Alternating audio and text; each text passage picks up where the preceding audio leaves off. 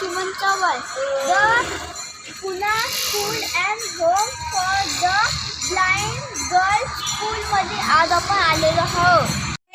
15 August 1947 रोजी ब्रिटिशांच्या गुलामगिरीतून आपला देश स्वतंत्र झाला. परंतु आपला देश असा सहजासहजी ब्रिटिशांच्या गुलामगिरीतून मुक्त झाला नाही. आपल्या देशासाठी अनेक शूरवीरांनी आपल्या प्राणांची बाजी लावली. पण याची आपल्याला कदर आहे का? भारत हा नैसर्गिक साधन संपत्ती आणि खनिज समृद्ध देश आहे.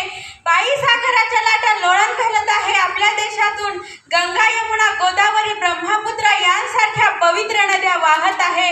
निर्जीव पक्षी आकाशी भरारी मारतो आहे. किसान लोकराजा बनला आहे. आपल्या देशातला शिमला, कुलू, मनाली, उटी यांसारखे समृद्ध पर्यटन स्थळ लाभली आहे.